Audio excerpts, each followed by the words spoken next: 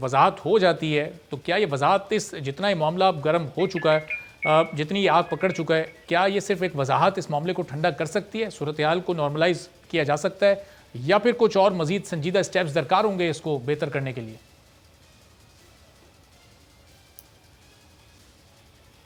देखिए, हमारी तो दुआ है कि अल्लाह ताला करे कि हम इन फसादों से हट के मुल्क की मईशत को बेहतर करने के लिए और मुल्क की जो तालीम है और सेहत है और उनके ऊपर कंसंट्रेट करें।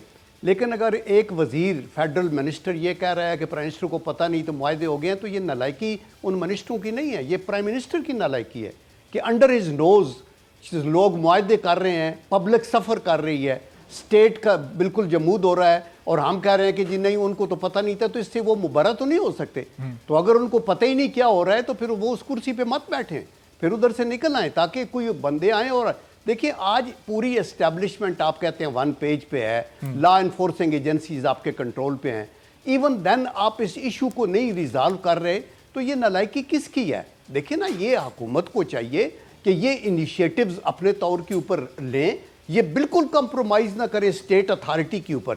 लेकिन स्टेट जो है वो बड़ी मजबूत होती है, उसका मुकाबला किसी प्रोटेस्टिंग ग्रुप और यूनिट जो है एक पार्टी के साथ नहीं हो सकता। आपके पास हथियार हैं, आपके पास अथॉरिटी है, आपके पास रिसोर्सेज हैं, आप सब कुछ कर सकते हैं, लेकिन आप अपनी रिसोर्सेज और अथॉरिटी अपनी पब्लिक के खिलाफ तो इस्तेमाल नहीं करते और ना करना चाहिए। और दूसरा, आज अगर तहरीक इंसाफ कहती है कि जी नहीं धरना नहीं देना चाहिए, सड़कें ना बंद करें, तो कल इन्होंने सब कुछ यही कुछ किया है और पूरे मुल्क को इन्होंने कहा एक शहर नहीं पूरे पाकिस्तान को बंद कर देंगे। तो आप तो अपने जो बोया था वो काट रहे हैं और आप इनकी क्रेडिबिलिटी नहीं है। मैं ये जितने भी धरने वाले हैं ये भी सब पाकिस्तानी हैं, ये सब मुसलमान हैं। तो हसन खावर साहब, अब ये ज़ाहिर है ये हमारे और आपके दरमियान के लोग हैं। अब ये इस वक्त ये अपना एहतजाज जिस तरह भी रिकॉर्ड करा रहे हैं, जो भी इनका तरीका है, कल वज़ीर आज़म ने एक हाई सिक्योरिटी इजलास तलब किया है सलामती काउंसिल का। अब क्या स्ट्रेटजी तय करने हुकूमत जा रही है? कोई सीरियस मजीद कोई एक्शन लेने का आप लोग सोच रहे हैं? अपने मुज़ाकरात तो ज़ाहिर नाकाम पर नाकाम हो रहे हैं, मुआहदे हुए लेकिन वफाकी वज़रा ने मुआहदे किए, वज़ीर आज़म को इल्म नहीं था, ये भी अपनी जगह एक सवाल है। फैसल वाडा साहब के बयान ने बड़ा मुतनाज़ कर दिया सूरत हाल को। कल के इजलास में क्या फैसले हो सकते हैं?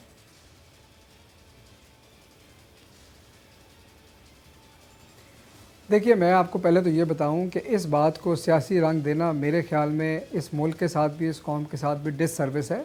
सियासी जमातों के एहतजाज और सियासी जमातों की नाराबाजी एक चीज़ है, कल अदम तंजीम का सड़कों पर निकल कर 4 पुलिस वालों को शहीद करना एक और चीज़ है। इन दोनों बातों को किसी तौर पर आपस में हम मिक्स नहीं कर सकते। अगर हम करेंगे तो इस मुल्क के साथ हम डिससर्विस कर रहे होंगे। ये बात मैं आपको ऑन ग्राउंड लाइव ये बात बता रहा हूँ। मेरे ख्याल में हमें सियासी मसलों से ऊपर जाकर मुल्क का सोचना चाहिए और इस पे हमें अपनी सियासत नहीं चमकानी चाहिए। ये रियासत का मसला है, ये किसी एक सियासी पार्टी का मसला नहीं है। दूसरी बात यह है कि मैंने आपका सवाल बड़ा अच्छा है कि हमने आगे देखना है। पहले क्या हुआ, अगर हम माजी के किस्से उधेड़ने लग जाएंगे हर जगह पे तो हम आगे कैसे बढ़ेंगे? हम तो माजी का बोझ उठाते रहेंगे। 5 साल पहले क्या हुआ, 10 साल पहले क्या हुआ, इन बातों के तो किस्से बड़े पुराने जाते हैं। अब तो हमने ये सोचना है कि आगे कैसे जाना है। इस वक्त मुल्क जिस सिचुएशन से दो चार है उसमें सलामती जो आपकी उसका काउंसिल उसका इजलास इसलिए बुलाया गया है कि सूरत हाल पर गौर की जाए और देखा जाए कि उसमें मज़ीद हिकमत अमली को कोई इवॉल्व करने की ज़रूरत है या जो हिकमत अमली अभी अपनाई गई है वो ठीक है। तो इसके ऊपर तो बार बार गौर व खौस करना पड़ेगा जब तक ये सूरत हाल रिजॉल्व नहीं होती। और हसन साहब, ज़ाहिर है ये मामला है बड़ा हसास, इसमें अगर आप एक्शन लेते हैं, क्योस होता है, कहीं क्लैश की तरफ सिचुएशन जाती है, तो अभी पहले भी कुछ जाने जा चुकी हैं, मज़ीद जाने का खदशा है। तो बड़ा सोच विचार करके हुकूमत को कहीं कोई पॉलिसी अपनाने की ज़रूरत है। जो रेंजर्स लाने वाला ये फ़ैसला है, आपकी नज़र में एक दुरुस्त फ़ैसला है? 2 महीने के लिए पंजाब में रेंजर्स को आप लोग लेकर आ गए, इससे सूरत हाल मज़ीद तल्ख होती तो नहीं आपको लग रही आने वाले दिनों में?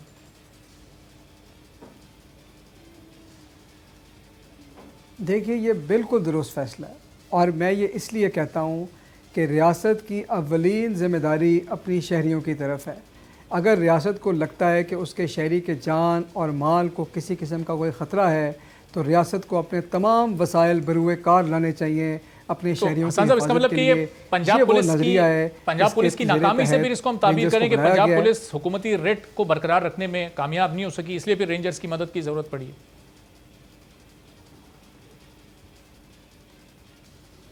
देखिए, ये हमारे पहले एक मोअज़्ज़ज़ दोस्त ने बात की सिंध पुलिस और पंजाब पुलिस, मैं उस बात में इसलिए नहीं पढ़ना चाहता। उस बात के कंपैरिजन में अगर हम पढ़ गए तो वो तो हम पूरी की किताबें लिख सकते हैं। इस वक्त देखिए, ये सारे रियासत के इदारे हैं, ये रियासत का फ़ैसला है कि किस जगह किस इदारे से क्या मदद लेनी है। और ये ऐसे नहीं है कि ये रेंजर्स हैं तो पुलिस नहीं है, ये इंटरएजेंसी कोऑर्डिनेशन होती है। ये दोनों इदारे जो हैं हुकूमत पंजाब के डिस्पोजल पे हैं। पूरे सूरत हाल देख कर वज़ीर आला ख़ुद इसकी मॉनिटरिंग करें और ये फ़ैसला किया जाएगा कि किस इदारे को किस तरह से इस्तेमाल करना है। लेकिन ये रियासत के इदारे रियासत के लिए ही हैं, ये कोई आपस में कंपटीशन नहीं है कि अगर एक इदारे को 60 दिन के लिए बुलाया है तो कोई दूसरे इदारे के परफॉर्मेंस के ऊपर बात कर रहा है। ये तो सूरत हाल के मद्देनज़र फ़ैसला किया गया। सही। तो अजीज़ हमरा साहब, ज़ाहिर है अभी तो ये एहतजाज वफाकी हुकूमत के ख़िलाफ़ है, जहाँ से जो काफ़िला निकल रहा है वफाकी हुकूमत के ख़िलाफ़ निकल रहा है। लेकिन अगर ये कराची या सिंध के दूसरे बड़े शहरों में एहतजाज का सिलसिला बाकायदा तौर पर शुरू होता है, अभी कहीं छोटे छोटे एहतजाज हो रहे हैं और थोड़ी देर में वो ख़त्म हो रहे हैं, अगर ये बाकायदा कराची और सिंध में भी एहतजाज होने लगता है तो ये आपकी सिंध हुकूमत के लिए भी एक चैलेंज बन जाएगा। फिर आपने कोई स्ट्रेटजी, कोई हिकमत अमली तैयार की हुई है इससे निपटने के लिए कि हालात ऐसे ना हो? देखिए, इस सवाल का जवाब तो मैं आपको ये देता हूँ कि ये सीरियस इशू है और ये पूरे पाकिस्तान को डिस्टर्ब करने वाली बात होगी, सिर्फ सिंध की नहीं। और दूसरी, अभी मेरे पीटीआई के दोस्त ने जो बात की ना, देखिए मामला है संजीदगी और गैर संजीदगी का। जब चोट लगती है ना तब दर्द का पता होता है कि इन हालात में जब इन ग्रुप ने पहले मुजाहरे किए थे, आज बदकिस्मती के साथ दो ऐसे शख्स हैं जो पाकिस्तान में हुकूमत कर रहे हैं, एक खुद इमरान खान साहब और दूसरा वजारत दाखिला जिस शख्स के पास है। आप उनके पुराने फुटेजेस निकालें और कौम को दिखाएं कि उस वक्त भी किन लोगों ने बतौर अपोजिशन लीडर जला देंगे, मार देंगे, उठो चलो, ये सारे स्टेटमेंट अभी भी पीछा कर रहे हैं पीटीआई के मौजूदा हुक्मरान का। अब हालात ने इनको यहाँ पे खड़ा कर दिया कि इनकी उस वक्त की जो गैर संजीदगी है उसके सामने आ रही है। क्या इन चीजों से ये डिनाई कर सकेगी पीटीआई? हमने उस वक्त भी कहा था कि कुछ चीजें सियासत के लिए होती है और कुछ चीजें रियासत के लिए होती है। लेकिन धामरा साहब, अगर कराची में 2-4 जगहों पर भी इस तरह का एहतजाज हो जाता है तो पूरा कराची मफलूज हो जाता है। ज़ाहिर कराची मुल्क का मुआशी हब है। मैं कराची की बात नहीं कर रहा, मैं तो कह रहा हूँ पूरा पाकिस्तान उस लपेट में है। मैं तो वो कह रहा हूँ वो तो है, और उससे मुतालिक सवाल तो हम हसन खावर साहब से, तहरीक इंसाफ के नुमाइंदे, उनसे पूछ भी रहे हैं कि आप निकले आग लगा दें। लेकिन अब रशीद साहब जो दाखिला जो नेगोशिएशन कर रहे हैं, उनके पुराने स्टेटमेंट निकाले तो वो उनका पीछा कर रहे हैं।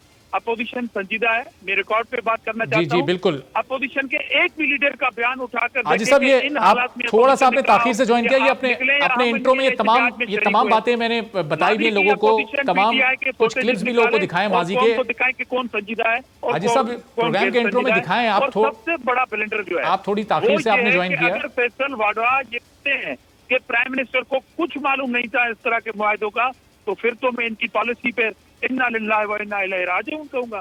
ठीक है, चलें, आज इसका पॉइंट आपका आ गया। लेकिन ये जितनी बातें आप जो पुराने क्लिप्स की बात कर रहे हैं, वो तमाम बातें, वो तमाम क्लिप्स अभी अपने प्रोग्राम के इंट्रो में हमने दिखाए भी हैं कि माजी में ये हुकूमत जब अपोजिशन में थी उस वक्त इनके जज्बात, तासुरात, एहसासात क्या होते थे, और अब काफ़ी हद तक ज़ाहिर है हुकूमत में आने के बाद चीज़ें समझ आती हैं तो राय में और अपने एहसासात में, जज्बात में ज़रा तब्दीली भी तासुरात में आ जाती है।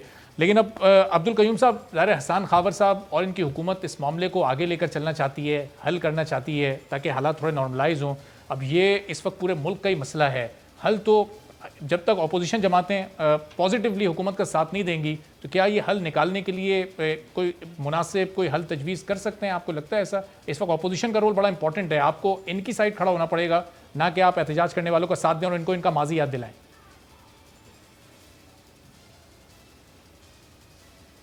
नहीं, देखें, ऑनेस्ट टू गॉड ये गलत तासर है कि हम उन एहतजाज करने वालों के साथ खड़े होंगे जो लट से कत्ल गारत करें या तबाही करें या डिस्ट्रक्शन करें, कभी भी नहीं। और हम सब ने कहा कि नामूस रसालत पे जिसका ईमान नहीं है वो तो हम बिल्कुल, हम कहते हैं इंसानियत के दर्जे से वो बाहर है।